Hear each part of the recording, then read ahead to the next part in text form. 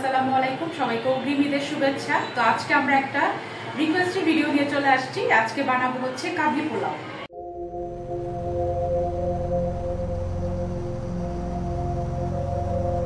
কাবলি পোলাওয়ের জন্য আমরা এখানে একটা মশলা তৈরি করে নিব, শুকনা মশলা। তো আমি এটার জন্য এখানে 1 চা চামচ হচ্ছে ধনিয়া গুঁড়া নিলাম, হাফ চা চামচের মতো হচ্ছে সাদা গোলমরিচ, আর এখানে হচ্ছে গরম মশলা গুঁড়া, এটা হচ্ছে 1 চা চামচের মতো, আর হচ্ছে জিরার গুঁড়া, এটা 1 চা চামচের মতো। তো দিয়ে আমরা একটা মশলা তৈরি করে নিব।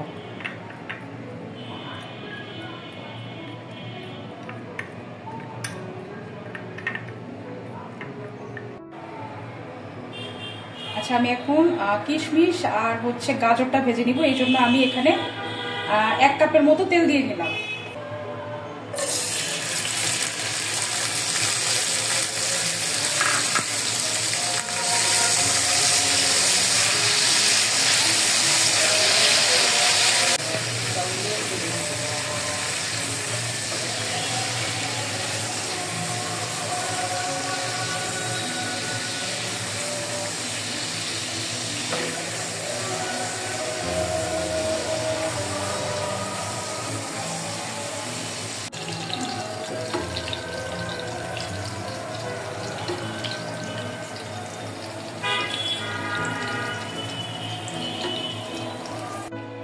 আমি এখন গাজর ভাজবো।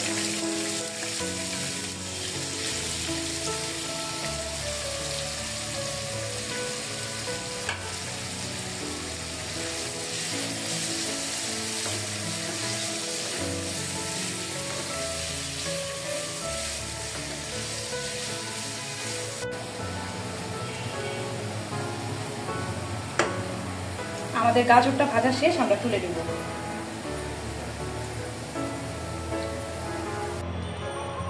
আমরা 1 কাপের মতো এখানে তেল দিয়ে দিলাম।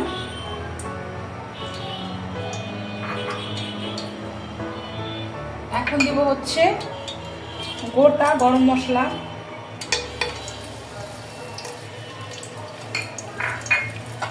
আর এখানে হচ্ছে 1 কাপ পরিমাণ মতো পেঁয়াজ দিয়ে দিব।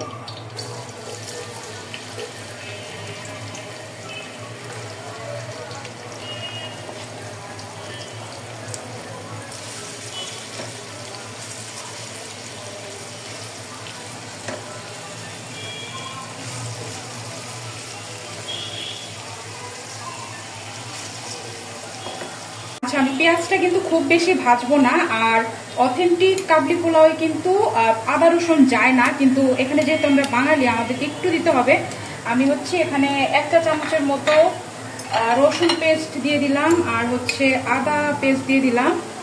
আমি এখানে প্রায় 500 গ্রামের মতো খাসির মাংস নিয়েছি, তো ওইটার জন্য আমি এই পরিমাণে দিব, খুব বেশি দেওয়া যাবে না আদা রসুনটা। আচ্ছা, আমি যে 500 গ্রামের মতো মাংসটা নিয়েছি এটা হচ্ছে এখন আমি এখানে দিয়ে দিব।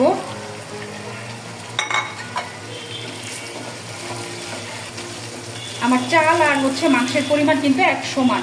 আমি এখানে বাসমতি চাল নিয়েছি, ওইটাও 500 গ্রামের মতো। তো আমার চাল আর মাংসটা 1 সমান পরিমাণে। তো মাংসটা আমি একটু কষানোর পরে আমি যে প্রথমে যে মশলাটা তৈরি করে রেখেছিলাম গুঁড়া মশলা, তা আমি এখান থেকে 2 চামচের মতো গুঁড়া মশলাটা দিয়ে দিব।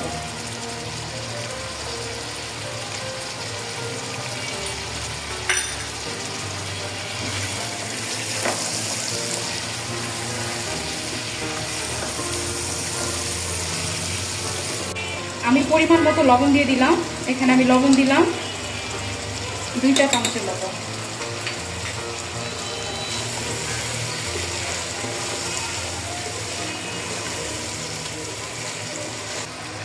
আমি এখন এখানে 1 লিটারের মতো পানি দিয়ে দিব, একবারে অনেকগুলা পানি, পুরো মাংসটা সেদ্ধ হওয়ার জন্য।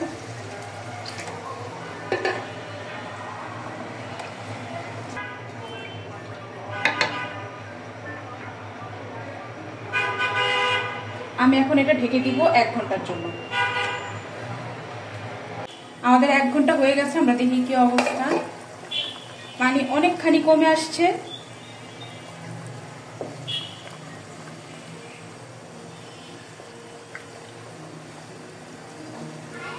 তো আমরা এটা আবারও ঢেকে দিব আধা ঘন্টার জন্য। মাংসটা কিন্তু সেদ্ধ হয়ে গেছে, আর এখানে কিন্তু স্টকটা আছে, আমরা কিন্তু স্টকটা রাখবো। তো মাংসের যে স্টকটা এখানে প্রায় হাফ কেজির মতো আছে, তো আমি আরো হাফ কেজির মতো পানি দিয়ে দিব, দিয়ে পুরো স্টকটা তৈরি করে নিব। কারণ আমরা 500 গ্রামের মতো এখানে চাল নিয়েছি, আমরা ডাবল পানি দিব যেহেতু বাসমতি, আর আমরা আগে ভিজিয়ে রেখেছিলাম। তো আমরা এটা এখন একটু বলক আসলে আমরা চালটা দিয়ে দিব সাথে সাথে। আমি এখানে 500 গ্রামের মতো বাসমতি চাল নিয়ে নিয়েছি, এটা আমি 1 ঘন্টা পানি দিয়ে ভিজিয়ে রেখেছি। অবশ্যই এটা আপনারা অনেকক্ষণ ভিজিয়ে রাখবেন, 1 ঘন্টার মতো। তারপরে খুব ভালো মতো পানি দিয়ে ধুয়ে পরিষ্কার করে আমি এখানে পানি ছড়িয়ে নিয়ে নিয়েছি। আচ্ছা, আমরা এখন চালটা দিয়ে দিচ্ছি।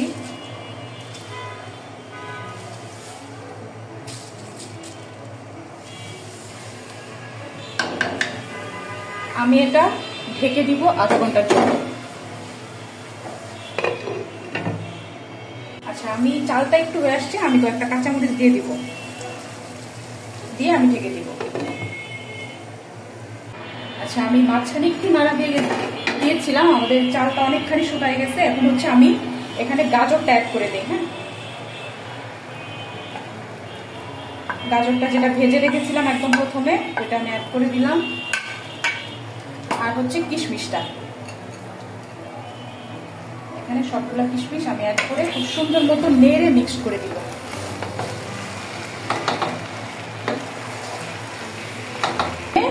আমি এটাকে দমে দিয়ে দিব পুরাটা ঠিক মতো হওয়ার জন্য। তা আমি ঢেকে দিলাম।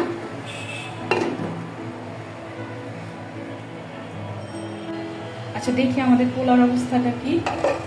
তো আমি হচ্ছে এখন যে মশলাটা তৈরি করে রেখেছিলাম একদম শুরুতে, ওইটার অর্ধেকটা দিয়েছিলাম, এখন বাকি অর্ধেকটা আমি পোলাওর ওপর ছিটাই দিব। দিয়ে আমি এটার মধ্যে 1 চামচের মতো ঘি দিয়ে দিব, খুব বেশি না। দিয়ে আমি আবার এটা একটু দমে দিয়ে দিব। আচ্ছা, আমাদের এটা হয়ে গেছে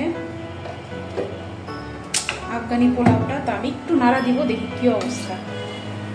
আমাদের চালটা কিন্তু একদম পুরো প্রপারলি সিদ্ধ হয়ে গেছে। এই যে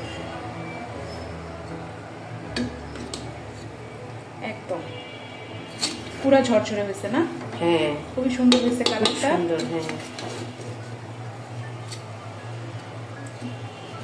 আমরা এখন এটা পরিবেশন করব। পরিবেশন করি, খুবই সুন্দর হয়েছে।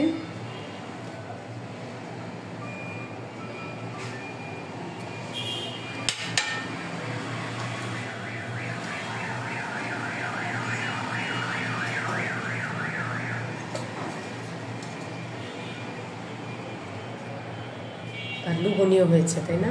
আমি সব মাংসগুলো উপরে দিয়ে দিচ্ছি। এটা এইভাবেই পরিবেশন করতে হয়, রাইসের উপরে মাংসটা দিয়ে দিতে হয়।